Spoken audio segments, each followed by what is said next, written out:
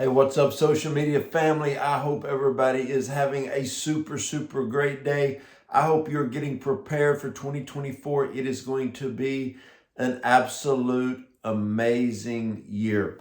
So the Lord recently gave me a very powerful word that I know that it is poised and set for 2024.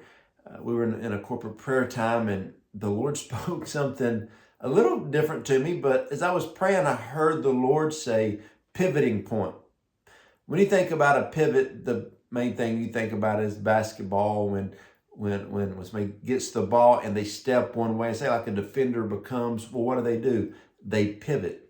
A lot of times in business, when they're getting together and they're going over their marketing or their plans or the way they're going to move forward in the next year, and they're just not getting the results they want, they pivot in a different direction. Things are changing, okay? That's what a pivoting point is when you change from one thing and go in a little bit different direction, okay? Well, the Lord spoke to me very strongly about pivoting point for 2024. And as I was really praying about this, the Lord reminded me of three stories in the Bible that I want to read to you, okay? First one's in Matthew 28, verse 5. The angel said to the woman, "Do not be afraid, for I know that you are looking for Jesus who was crucified, but he's no longer here. He has risen." That is a pivoting point, okay? Two reasons. One, the enemy thought they killed Jesus. The enemy celebrated for 3 days because they thought they killed Jesus. Jesus did a pivoting point, okay?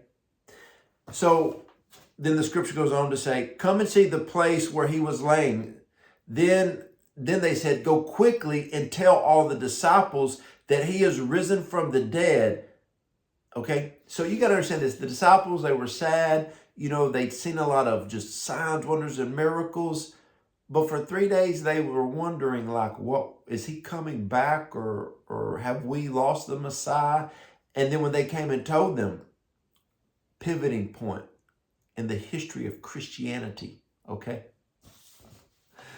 Genesis 12, verse 1, the Lord said to Abram, "Go from your country, where you're at your father's house, leave your father's land and go to somewhere that I show you." Wait a minute. You got to understand this. There were four brothers, and imagine this, okay? Imagine that the oldest brother got a double portion. So let's say there's four brothers, and you would think they would each get 25% of their father's land. That's not how it worked. The oldest, which would be Abram, would get 40%, and he picked the 40% of the land he wanted. The other three brothers would get 20%. So when it says leave your father's house, he was leaving his whole natural earthly inheritance. But here's the craziest thing. So if a man walks up to his wife and says, "Hey, Dad's old, he's got his inheritance, we got life made in the shade, but I feel we're supposed to get rid of it, take no inheritance, and move." She says, "Okay, where are we going?" That's the thing. I don't know yet, but we're just leaving. Wait a minute. You're going to leave your inheritance, your father's land. You got an amazing flock of animals, everything we could ever need. Gardens already planted, lots of servants, everybody here. You're about to get a huge portion of land, finances, and you want to walk away. That's a big thing. I would be scared to go to Autumn and tell her that. And so it goes on to say, if you leave your father's land, I will make you into a great nation. I will bless you. I will make your name great, and you will be a blessing. And I will bless those that bless you. I will curse those that curse you. And through all the people of the world, they will be blessed because of you. Pivoting point was Abram saying yes, number one, and then doing the transition. Okay, what about Genesis 47? Joseph went to Pharaoh, and you know the story of Joseph, and said, "Hey, my fathers and my brothers and all of their flocks and all of their herds and everything that they own, they are moving from Canaan to move here into your land. Now, a little backstory or a story for the future is that Canaan would be destroyed in a few years. So it was so good that Joseph's family left everything they owned, because they didn't know this then, but when they moved a few years later, that whole land was destroyed. Pivoting point, listening to God and moving in God. That's why you see so many people who, when God says to do something and they don't do it, their lives may be destroyed later. If someone was in a place and there was about to be a horrific tragedy there in a certain land, and God foresaw that and told you to move, and you didn't, it wouldn't be God's fault. He told you what to do. But Joseph's family moved. And so Pharaoh said, hey, some of Joseph's brothers were with them. And he said, so what do y'all do? They said, oh, we're shepherds. Pharaoh said, you know what's crazy?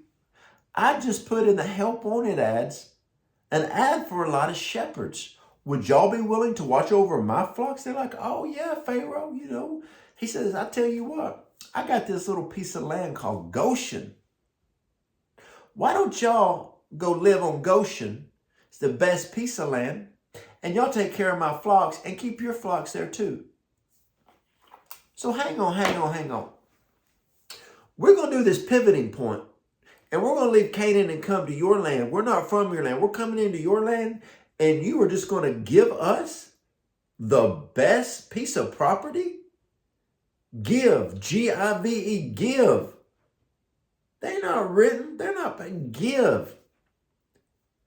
When you pivot with God, He will put you in Goshen. He will put you around the right people. He will change everything about your life, but you got to pivot. You've got to pivot with God. Listen, for people that have watched my channel for a while, you know about like social media and YouTube, my little silver play button. I didn't want to do it. I just said, God, I never saw me being a social media guy. Well, there you go. Health coaching with Optavia.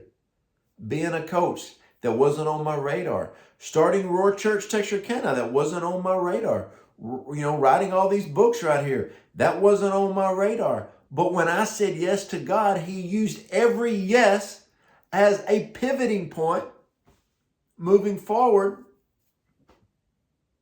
So this word pivoting point for 2024, what's that going to be like? Like my wife and I, we've got a few things that have opened up for us in 2024 that we're going to be doing. We still got Roar Church. I still have our mentoring program that we started in July, and that thing has exploded so much bigger than I could ever think about. We're still doing social media and doing our health coaching, still writing, still getting into other things, but God is always moving and having people to position theirself by pivoting in the right direction.